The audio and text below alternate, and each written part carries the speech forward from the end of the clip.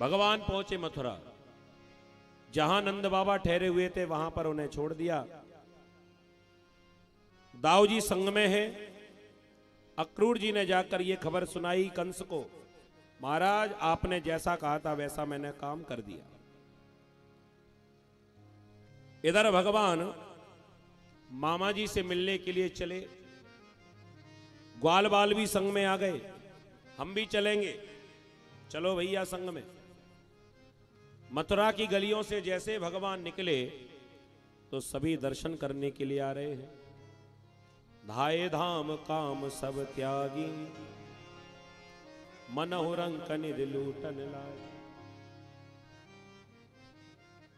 अपने अपने घर से दौड़े दौड़े प्रभु का दर्शन करने के लिए।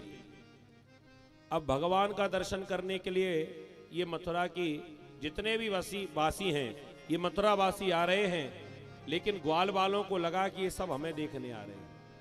अब तो ग्वाल वाल कन्हैया से कहने लगे, भैया ऐसा पहले पता हो तो नए नए वस्त्र बारात के पहन कर आते, हम तो रोज के पुराने लत्ता पहने आए। अब काकी हो जाए, अब एक काम कर यहां से वापस लौट ले। क्यों?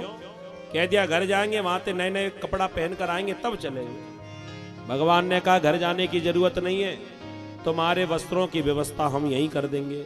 यहां कैसे? कह दिया हमने बताया ना यहाँ के राजा वो हमारे लगे मामा, तो मामा की सरकार में भांजे की थोड़ी बहुत तो चलेगी। अरे किसी से भी मांग लेंगे, कौन मना करेगा। भगवान ग्वाल वालों को संग में लेकर सीधे पहुंचे धोबी घाट। एक राजसी रजक, हाँ सरकारी नौकरी थी उसकी, कंस का बिल्कुल पक्का चेला पिए मान लो आप। ये थोड़ा कंस के मुंह लगा हुआ था। और बता दें आपको, महाराज अधिकारी को जितना अपने पद का करंट नहीं होता जितना उसके पिए को होता है। प्रेम से बोलो राधे राधे। अधिकारी तो बड़ा गंभीर होता है, लेकिन उसके नीचे जो रहता है उसका प्रमुख कार्यकर्ता उसे बड़ा करंट। भगवान ने रजक को जाकर कुछ नहीं कहा, केवल इतना कहा मामा जी राम राम। रजक ने देखा, नाराज हो गया, जानना पहचान तू मेरो मेहमान, भैया हम तेरे मामा कैसे लगे। भगवान ने अपना परिचय दिया कि यहां के राजा कंस वो लगे हमारे मामा, और मामा के गांव के सबरे ही मामा, इसलिए हमने आपसे भी कह दिया मामा। रजक ने कहा अच्छा, कहीं तुम देवकी के पुत्र तो नहीं हो? कह दिया हां। रजक ने कहा बहुत दिनों से हाथ नहीं आ रहे थे। अब महाराज ने ऐसी लीला की हमारे महाराज कंस ने, और किसी ना किसी बहाने से तुम्हें बुला ही लिया। अब तुम नहीं भाग सकते, अब तुम्हारे पास ज्यादा समय नहीं है।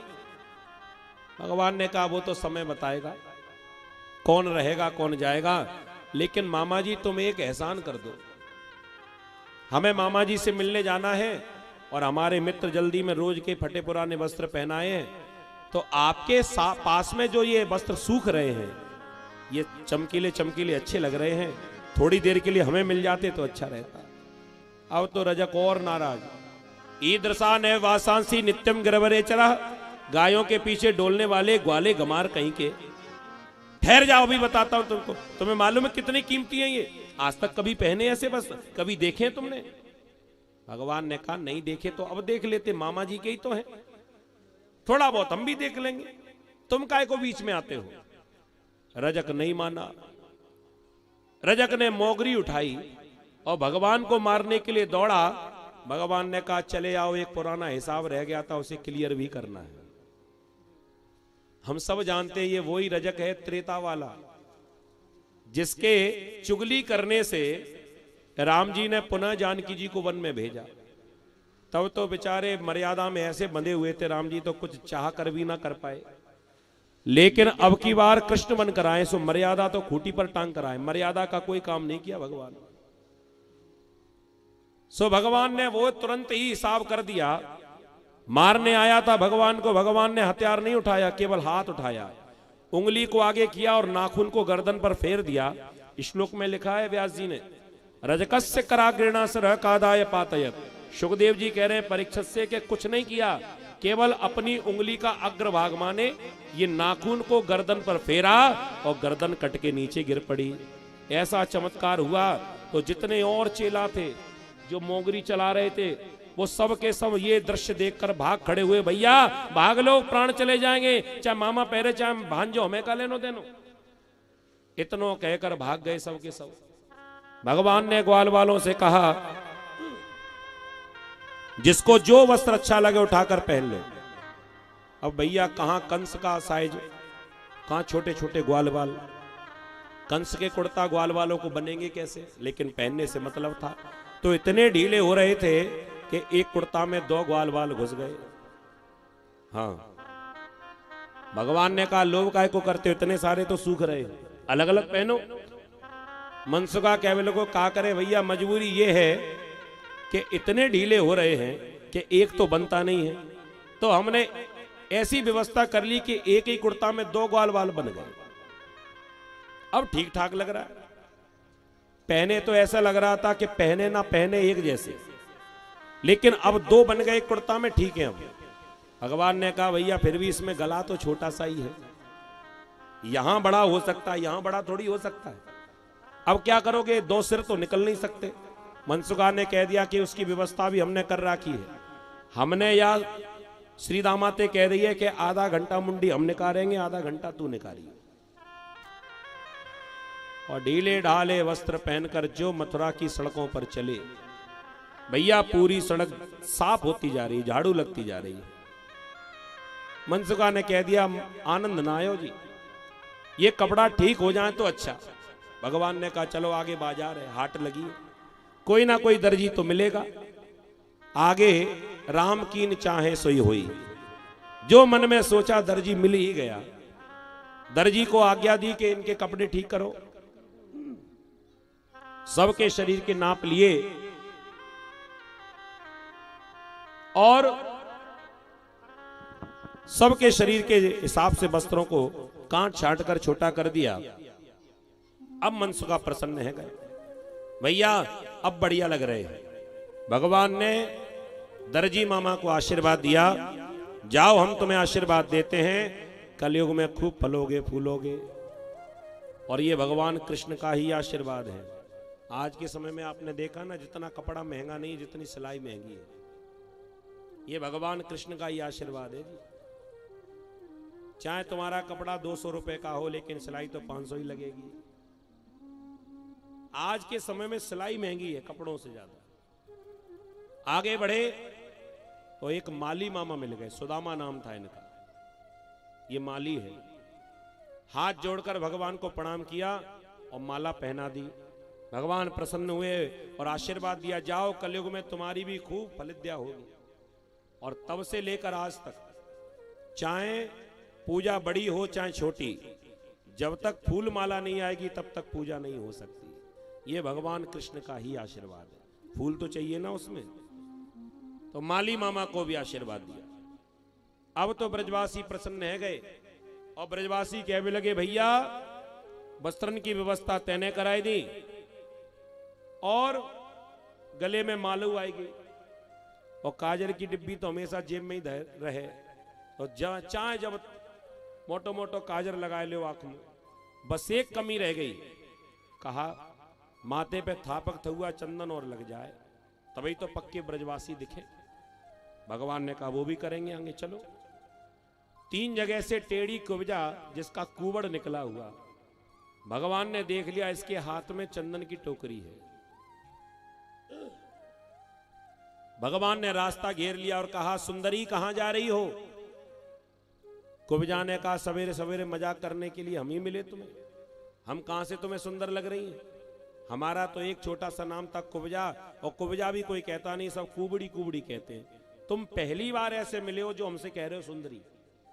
भगवान ने कहा हम ऊपरी सुंदरता नहीं देखते, हम तो भीतर की सुंदरता देखते हैं। अब एक काम करो, ये जो हाथ में चंदन है ना ये हमारे लगाओ। कुब्जा ने कह दिया कि ये तो महाराज कंस के लिए है, उनके लिए मैं ही ये चंदन लेकर जाती हूं। भगवान ने कहा वो हमारे मामा जी हैं और मामा जी की सेवा खूब की, आज भांजे की सेवा कर दो। भांजे की सेवा करने का बड़ा पुण्य मिलता है। कुब्जा ने कह दिया ठीक है कर देंगे। अब झुक गए भगवान, माथे पे थापक थुआ चंदन लगा दिया। भगवान ने टोकरी ले ली, दाऊ जी को लगा दिया। दाऊ जी ने टोकरी ले ली, सब ग्वाल वालों को लगा दिया। भगवान ने कहा चलें दाऊ जी। दाऊ जी ने कहा थोड़ा रुक जा, तूने सबको आशीर्वाद दिया, कम से कम इसको आशीर्वाद तो दे। एक काम कर, तूने इससे कहा ना सुंदरी, तो तू इसे सुंदर ही बना दे। भगवान ने कह दिया दाऊ दादा मैं यहाँ को सुंदर ना बना सकूं। क्यों? कह दिया मैंने यहाँ को सुंदर बनाया सो ये मेरे पीछे पड़ी, मैं तो ना बनाऊंगा यहाँ को सुंदर। दाऊ जी ने कहा कि तुम नहीं बनाओगे तो मैं बना दूंगा। भगवान ने कहा नहीं मानोगे? कह दिया नहीं, तो फिर मैं ही बना देता हूं। भगवान पास में गए और कहा देखो मैं सुंदर बना रहा हूं, लेकिन अगर ये मेरे पीछे पड़ी तो तुम बचाना। कह दिया ठीक है बचा लेंगे। सो भगवान ने ऐसा चमत्कार दिखाया, झुकी हुई खड़ी थी, भगवान ने अपना पैर इसके पैर के ऊपर जमाया, एक हाथ इसके कुबड़ पर लगाया, दूसरा हाथ ठोड़ी से लगाया और बातों ही बातों में ऐसो दियो झटका, कर दे सीधी सटका और बाने पकड़ लियो कन्हैया को पटका। बोले कृष्ण कन्हैया लाल की। सुंदर रूप प्रदान कर दिया, दिव्य छवि जब प्रकट हो गई सो भगवान का पटका पकड़ के कह रही है कि प्रभु अब आपने सुंदर बनाया है, मुझ पर आप ही का अधिकार है, चलिए मेरे घर। भगवान ने कहा दाऊ जी से दाऊ जी अब हमें बचाओ। दाऊ जी ने कहा भैया तू जान तेरो काम जान, हम तो कछु ना बचाएंगे तो। अच्छा दाऊ जी ने कोई सहयोग क्यों नहीं किया? ये रहस्य है, एक रहस्य सुन लो जी, रहस्य सुनने में आनंद ज्यादा आता है। दाऊ जी ने आज सहयोग क्यों नहीं किया? जो पग पग पर कन्हैया का सहयोग करते हैं लेकिन आज सहयोग नहीं किया, इसका कारण यह है दाऊ जी भीतर ही भीतर नाराज हो गए।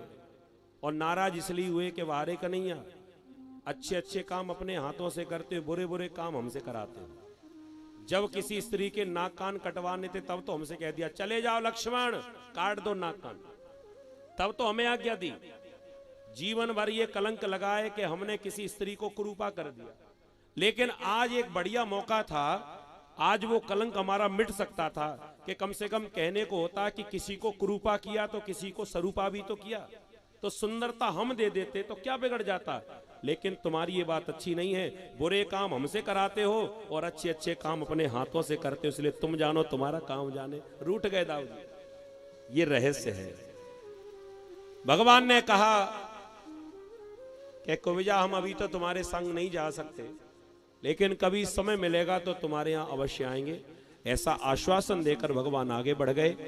एक बहुत बड़ी यज्ञशाला बनी हुई थी, वहां पहुंचे, वहां पर धनुष रखा था और यह धनुष केवल कंस ही उठा पाता था, कोई और नहीं उठा पाता था। और भगवान ने खेल खेल में उस धनुष को उठाया और प्रतिंचा चढ़ा ही रहे थे, कितने में धनुष टूट गया, भयंकर शब्द हुआ, बोली कृष्ण कन्हैया लाल की। जो धनुष टूटने की आवाज आई सो कंस भयभीत हो गया। ये कंस भयभीत क्यों हो रहा है? क्योंकि ये धनुष भोलेनाथ ने कंस को दिया था और साथ में कहा था कि पहले तो इस धनुष को कोई तोड़ नहीं सकता, और जिसने धनुष को तोड़ दिया वो तुझे छोड़ नहीं सकता। सो अब कंस भयभीत हो गया कि मुझे मारने वाला मेरे पास आ गया। काली वस्तु जहां भी देखे सो घबरा जाए, अंधेरे में जाने से डर जाए। कृष्ण आ गया और तो और भोजन इसके सामने आया और दाल में कहीं जला हुआ जीरा दिखाई पड़ गया, वो थाली फेंक दी कि कृष्ण आ गया, कृष्ण आ गया। हर चीज से काली वस्तु से घबराने लगा, रात भर सो नहीं रहा, नींद नहीं आ रही है, केवल कृष्ण का चिंतन कर रहा है, कृष्ण आ गया, कृष्ण आ गया, कृष्ण आ गया। अब भगवान का नाम चाहे जैसे लो, भाई को भाई अनख आलसहु, नाम जपत मंगल दिसि दसहु। रात भर कृष्ण का चिंतन करता रहा। भगवान ने कहा चिंता मत कर, कल सवेरे तो तेरा भी उद्धार कर दिया जाएगा। भगवान ने कंस को जब मारा तो भगवान की आयु 11 वर्ष 56 दिन की थी। दूसरे दिन भगवान जब पहुंचे, कुबलिया पीड़ हाथी को भेजा गया भगवान को मारने के लिए। भगवान ने कुबलिया पीड़ हाथी की सूंड पकड़ी, चारों ओर घुमाया, ऊपर फेंका और जो गिरा, गिरते ही गोविंदाय नमो नमः। हाथी का उद्धार किया और ये कंस जानबूझकर मल्लशाला में बहुत ऊंचाई पर, इससे भी ऊंचा मंच बना था, उसके ऊपर अपना आसन गद्दी बनाई और वहीं से मल्लशाला का आनंद ले रहा था। दंगल भरता ना मेले में, तो वहीं से पहलवानों का युद्ध देख रहा था। और इनके 4 पहलवान हैं बड़े खतरनाक, सल, तोसल, मुष्टिक, चाणूर, भयंकर, और आपस में युद्ध लड़ रहे थे कि सामने से उस मल्लशाला में भगवान कृष्ण और बलराम दोनों भैया आ गए। और जो कृष्ण बलराम को देखा, अब देखो वहां देखने वाले कई हैं, कंस भी देख रहा है, पहलवान भी देख रहे हैं भगवान को, मथुरा वाले भी देख रहे हैं, नंद बाबा भी देख रहे हैं, ग्वाल बाल भी देख रहे हैं, संत भी देख रहे हैं, लेकिन एक भगवान अनेक रूपों में दिखाई पड़ रहे हैं। सुखदेव जी कहते हैं, राजन परीक्षित, मल्लानाम असनिर्णाम नरवरः स्त्रीणाम स्मरो मूर्तिमान गोपानाम सजनो सतासित भुजाम शास्ता सुपुत्रो शिशु। अर्थात मल्लों ने जब भगवान का दर्शन किया तो भगवान पहलवान ही दिखाई पड़ रहे हैं। आप समझो बात को। कंस ने जब भगवान को देखा तो साक्षात यमराज दिखाई पड़ रहे हैं। मथुरा वासियों ने देखा तो भगवान भविष्य के राजा दिखाई पड़ रहे हैं। अब एक भगवान के कितने रूप दिखाई पड़ रहे हैं। संतों ने देखा तो भगवान भगवान दिखाई पड़ रहे हैं। सीधी सी बात है, जा की रही भावना जैसी प्रभु मूरत तिन देखी। जिसकी जैसी भावना भगवान उसी रूप में दिखाई पड़ रहे हैं। इधर कंस ने आदेश दे दिया, ए सैनिकों, चारों तरफ से घेर लो, ये बालक भागने न पाए। और पहलवानों से कह दिया, ये बालकों को समाप्त करना है। सल तो सल मुष्टिक के साथ में भगवान का युद्ध हुआ। 2 पहलवानों को पकड़ा दाऊ जी ने, 2 पहलवानों को पकड़ा कृष्ण ने, और एक एक घूसा में चारों का उद्धार कर दिया। इसके बाद में छलांग मारी भगवान ने और सीधे पहुंच गए कंस मामा के पास। अब बेचारा कंस भागे इधर उधर के, सीढ़ी कहां है, कौन सी तरफ है, कहां से भागू। हाथी के ऊपर चढ़कर आया था तब तो बैठा था, अब हाथी तो चला गया, अब उतरे कैसे। भाग नहीं पाया, सो भगवान ने पकड़ लिया। जो मुकुट पहना था मुकुट नीचे गिरा, हाथ में बाल ही आ गया, और जो खींचा सो बेचारा कंस रोने लगा, चीखने लगा, केशों में लगती है, केशव छोड़ दो। भगवान ने कहा, मामा जी आज तुम्हारे केशों में लगती है, याद करो वो दिन जब इसी प्रकार तुमने मेरी मां देवकी के भी केशों को खींचा था, तब तुम्हें दर्द नहीं हुआ। और मैंने ही ये नियम बनाया है कि जो जैसा करेगा एक ना एक दिन वो कष्ट उसको भी प्राप्त होगा। तुमने किया था मेरी मां के साथ में, आज ये कष्ट तुम्हें भोगने को मिलेगा। बेचारा रोने लगा, लाला मुझको छोड़ दे। भगवान ने कहा, अब गुंजाइश नहीं है, तुम्हारे पाप का घड़ा भर चुका है। भगवान ने कंस मामा को उठाकर नीचे जमीन पर पटका और अपने भीतर पूरे ब्रह्मांड का भार इकट्ठा किया, और जो ऊपर से छलांग मारी कंस की छाती पर आकर गिरे और कंस का प्राणांत हुआ। बोली कंस मर्दन भगवान की।